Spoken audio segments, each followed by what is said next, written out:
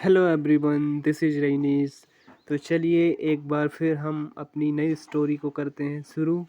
हमारा उद्देश्य एक ही होता है, इंग्लिश को हिंदी में ट्रांसलेट करना और अच्छे से कॉन्वर्सेशन को समझना और अपनी रीडिंग स्किल्स को डेवलप करना। यही हमारा उद्देश्य होता है, यही हमारा मोटिव होता है। हम बहुत ही छोटे से वीडियो में बहुत अच्छा सीखने का कोशिश करते हैं और एक स्टोरी होती है हमेशा की तरह, और स्टोरी भी इंटरेस्टिंग होती है जिससे हमारा पढ़ने का, इंग्लिश रीडिंग करने का इंटरेस्ट हो जो है वो डेवलप्ड हो सके। तो चलिए हम करते हैं अपनी स्टोरी को शुरू। आज की स्टोरी है the greedy line. The greedy line. Greedy यानी क्या होता है? लालची और शेर। ठीक है, लालची शेर। अब करते हैं हम अपनी स्टोरी को शुरू। लाइन यानी शेर, ग्रीडी यानी लालची।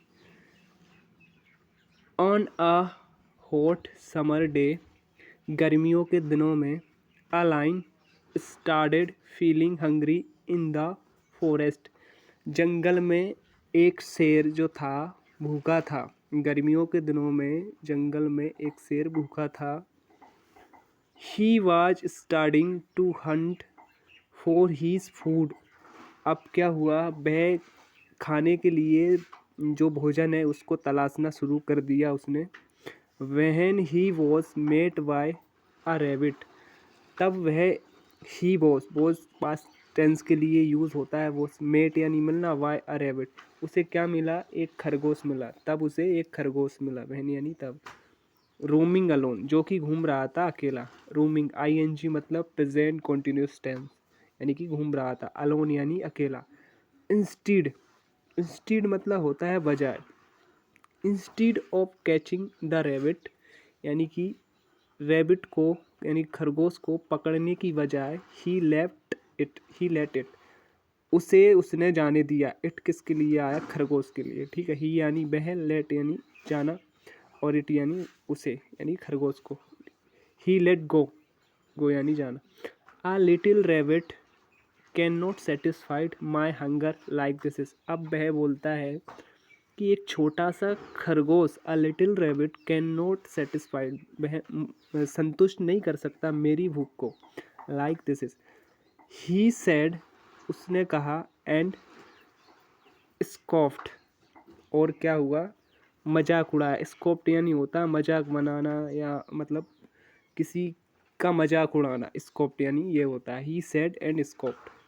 देन तब, a beautiful deer passed by. अब क्या होता है? एक सुंदर हिरण उसके पास से गुजरता है। तब, and decided to take he chance. अब वह उसे पकड़ने की सोचता है। चांस अवसर, मौका तलाशने की सोचता है। कौन? शेर। ही रन, वह दौड़ा। एंड रन आफ्टर, उसके पीछे। द डियर यानी कि हिरण के पीछे। What since he was weak, लेकिन वह बहुत कमज़ोर हो चुका था। ड्यू टू हंगर, भूख की वजह से। ड्यू टू का मतलब होता है के कारण, मतलब किसी भी वजह के कारण, reason for that. He struggle to keep up with the deer's speed. अब वह हिरण की गति के साथ संघर्ष करने लगा। कौन करने लगा? शेर। ठीक है, फिर क्या होता है? Exhausted, exhausted and defeated. अब क्या होता है? एग्जटेड यानी होता है थका हुआ, या हाँ थका हुआ, हारा हुआ या थका हुआ। एंड डिफीटेड मतलब होता है हारा हुआ। शेर जो था अब थक चुका था और हार गया था। The lion went back for a while in search of the hare to feed his stomach. अब क्या होता है? वो शेर था, वापस आता है। Went back for a wheel, कुछ समय के लिए। इन सर्च यानी खोजने के लिए। ऑफ द हेयर, हेयर मतलब हेयर किस लिए आया? हेयर एक प्रोनाउन है जो कि किसके लिए आया? खरगोश के लिए। Of the hare to feed, उसे खाने के लिए। His stomach. अब क्या होता है? जब उससे हिरन नहीं पकड़ा गया तो वह वापस आता है कुछ समय के लिए खरगोश को ढूंढने के लिए। वट ही लेफ्ट, लेकिन वह जा चुका था। द लाइन वॉज सैड, अब जो शेर था वह दुखी हुआ। एंड रिमेंड हंग्री, और वह भूखा ही रहा। फॉर अ लॉन्ग टाइम, कुछ लंबे समय के लिए वह भूखा रहा। वह दुखी हुआ और बहुत लंबे समय तक वह भूखा रहा। ठीक है, ये हमारी कहानी थी। अब पढ़ते हैं हम कहानी की मोरल, यानी कि नैतिकता। इस कहानी से हम क्या सीखते हैं?